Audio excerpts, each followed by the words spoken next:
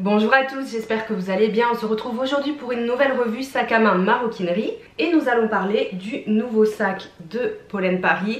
Il s'agit du sac Node. Donc le Node est un des derniers nés de Pollen qui ont un petit peu revisité leur marque ces derniers temps avec notamment une nouvelle identité visuelle, graphique, leur site internet, leur logo, même leur packaging. Donc il semblait évident que Pollen propose un nouveau modèle de sac un petit peu pour marquer cette nouvelle ère tout en restant parfaitement identifiable aux yeux des consommateurs et consommatrices parce qu'on retrouve quand même un design qui correspond totalement à leur identité. Je vais vous parler de ce sac aujourd'hui, je l'ai depuis le mois d'octobre 2023 donc ça fait un petit moment et je vais vous faire un retour sur mon utilisation, sa praticité, les modes de portage, ce qu'on met dedans. Comme d'habitude, je vais essayer de vous proposer quelque chose d'assez complet. On commence tout de suite, c'est parti.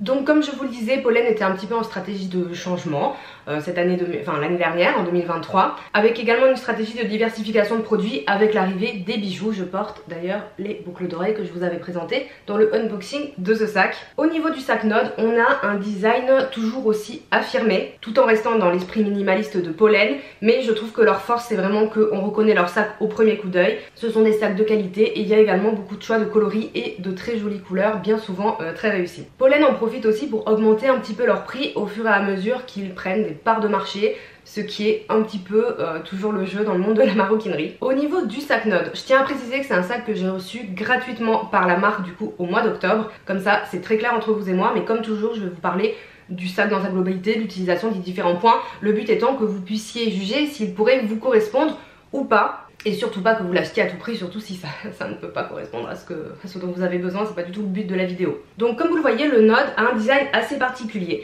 notamment avec ces modules de cuir qui vont s'entrecroiser des deux côtés du sac. Je vous fais un zoom juste après pour que vous puissiez mieux le voir. Donc on va avoir ce montage assez précis au niveau du cuir et également un petit détail que j'ai beaucoup aimé, c'est cet anneau qui est entièrement gainé de cuir sur un côté du sac et je trouve que ça apporte une petite touche assez sympa. Alors ils l'ont pas fait des deux côtés, je pense que c'est pour permettre à la bandoulière d'être réglable, je suis pas une experte non plus en montage de sac.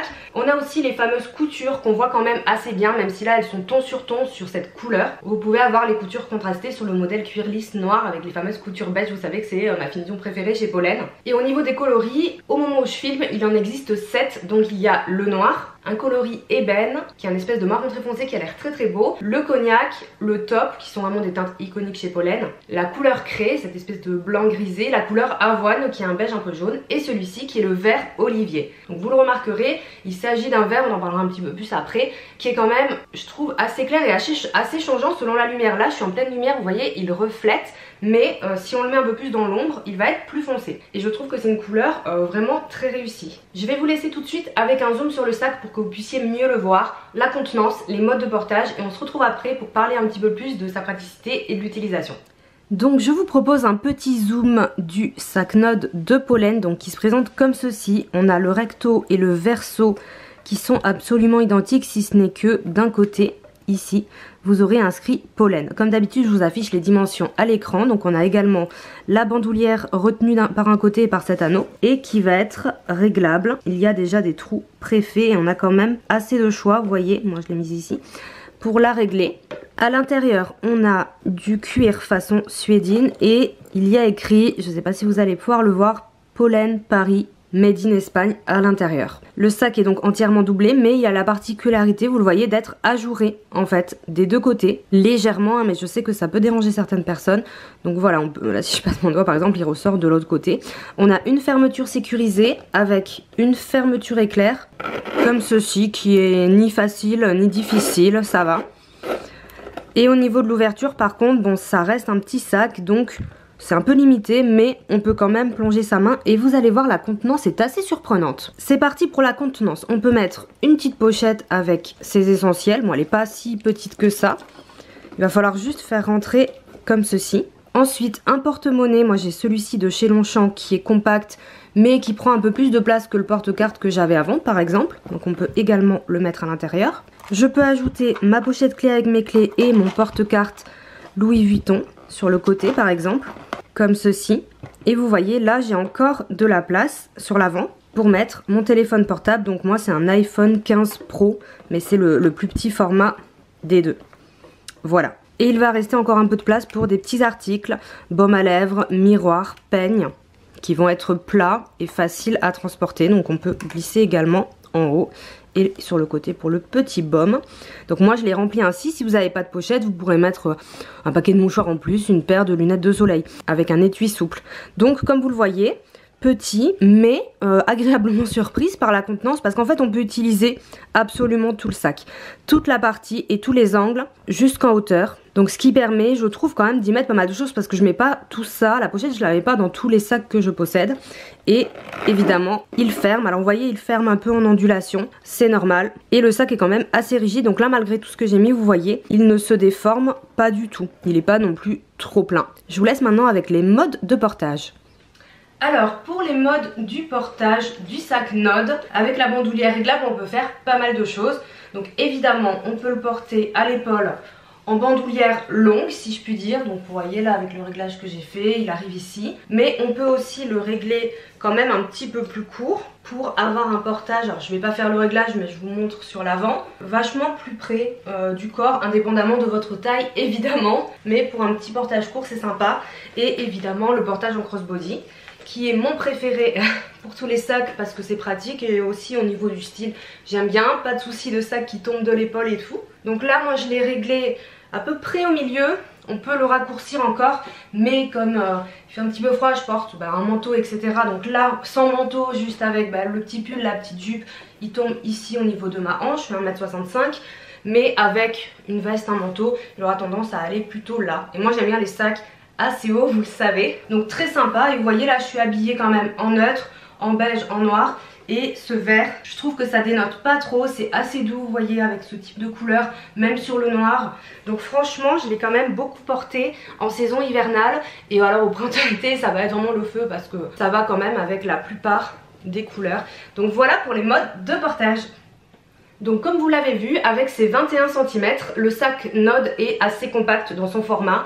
Mais la contenance est quand même assez surprenante parce qu'on peut utiliser, c'est ce que je vous disais, pleinement le sac, ce qui est assez intéressant. On a aussi cette bandoulière qui permet tous les portages que je vous ai montré, donc tous ceux qu'on aime, hein, épaule, cou ou long, crossbody, à la main, bon évidemment mais un peu plus compliqué, c'est pas trop le but du sac non plus.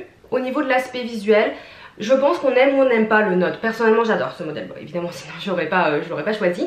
Moi j'aime énormément justement ce concept de cuir entrelacé, je trouve que c'est une identité, une nouvelle fois, très forte, qu'on voit pas partout. En fait des sacs comme ça, très honnêtement, avec ce genre de design, je n'en ai pas vu ailleurs pour l'instant. Si vous connaissez des références ou des dupes, mettez-les en commentaire, ça aidera tout le monde. Mais je trouve que Pollen a frappé fort une nouvelle fois avec ce sac là, parce qu'on a vraiment quelque chose de très différent de ce qui est proposé actuellement sur le marché par les autres marques de maroquinerie, ce qui est souvent le cas. Et ce cuir entrelacé parfaitement symétrique est hyper harmonieux, et je trouve que c'est un sac plutôt élégant mais qui peut être quand même versatile, parce qu'au final à l'utilisation j'ai vu que je l'ai porté facilement avec la plupart de mes tenues, même mes tenues plus casuales ou plus rock avec des perfectos etc. En fait je le trouve assez bien pour accessoiriser justement une tenue très casual, très simple, mais il va aussi apporter quelque chose d'assez élégant à des looks plus classiques, plus working girl. Il va se fondre assez facilement.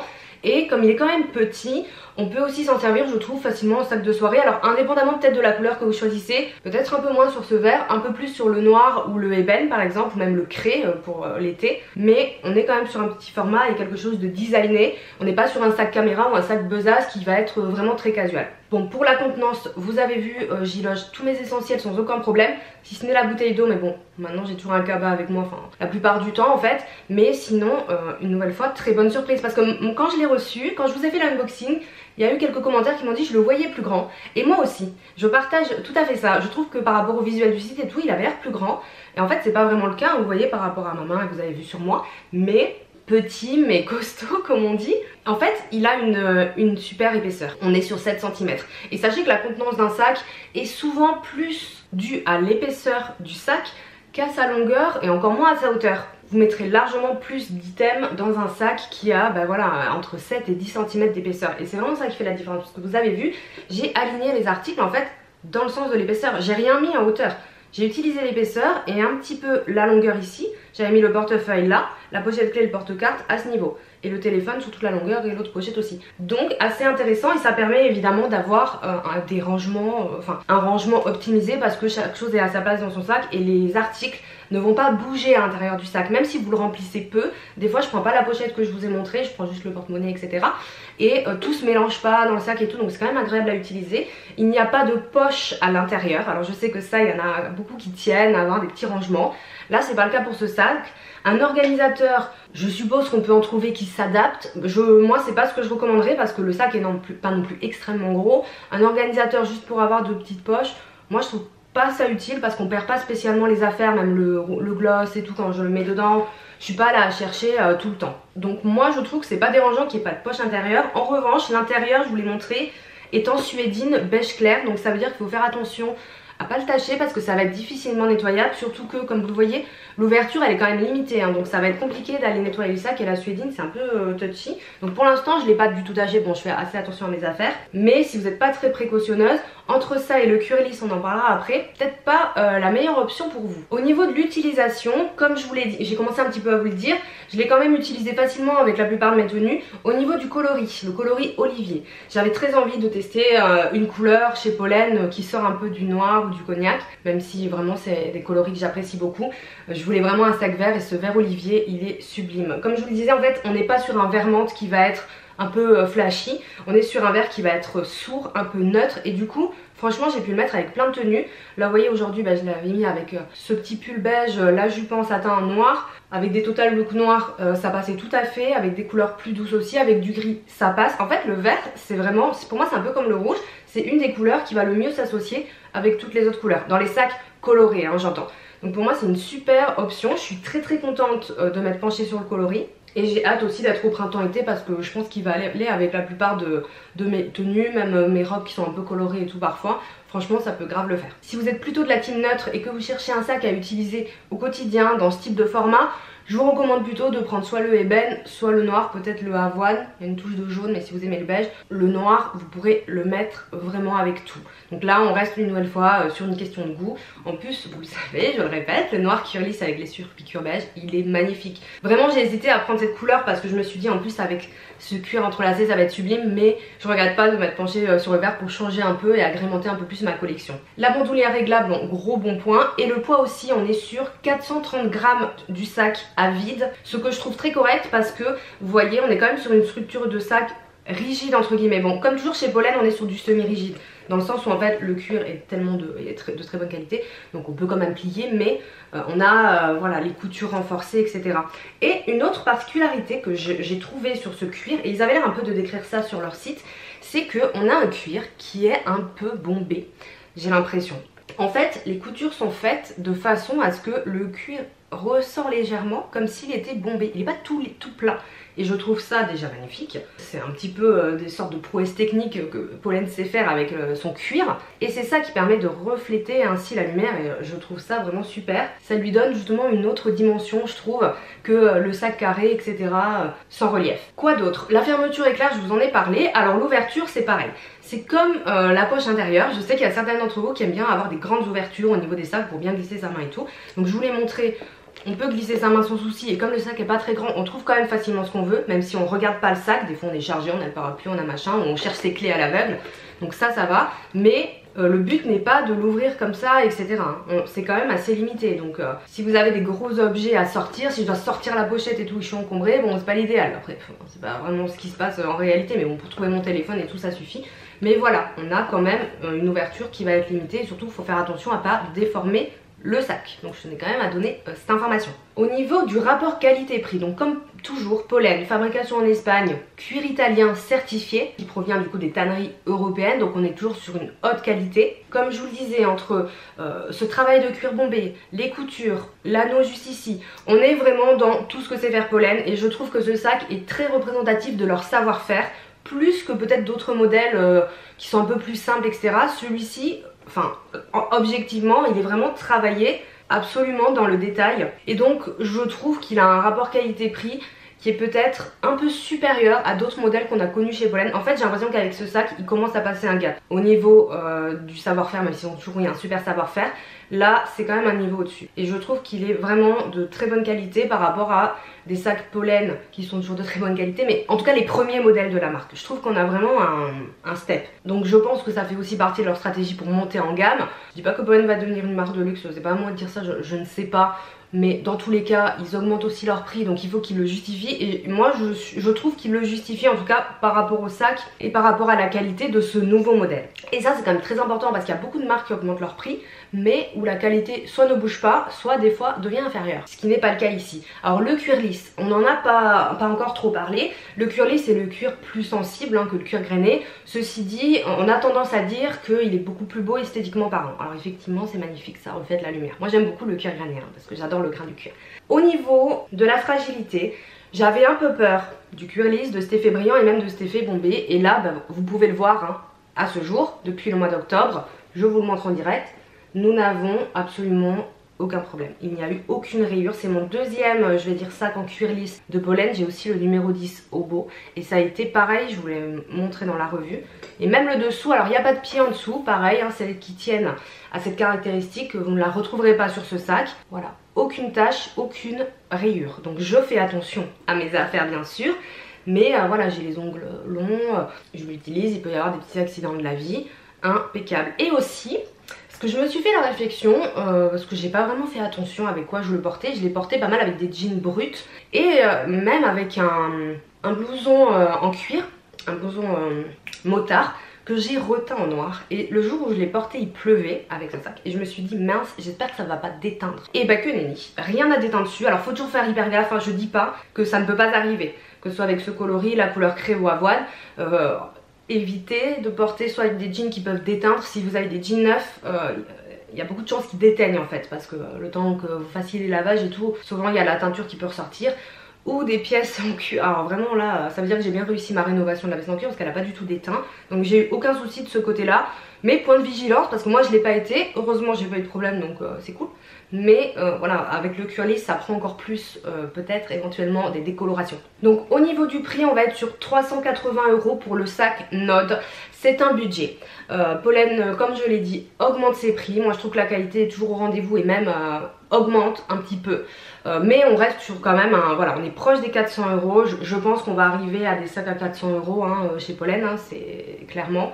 Alors qu'avant on était plus autour des fois 280, 300 €. Voilà, là on est sur 380 € pour ce très beau modèle de très bonne qualité. Donc c'est un budget. Au vu des éléments que je vous ai donnés, à vous de voir si c'est quelque chose dans lequel vous souhaitez investir, est-ce qu'il pourra vous correspondre. Si vous voulez un sac une nouvelle fois du quotidien et que le format vous convient parfaitement, prenez-le en noir, vous allez l'utiliser. Voilà, je vous le dis.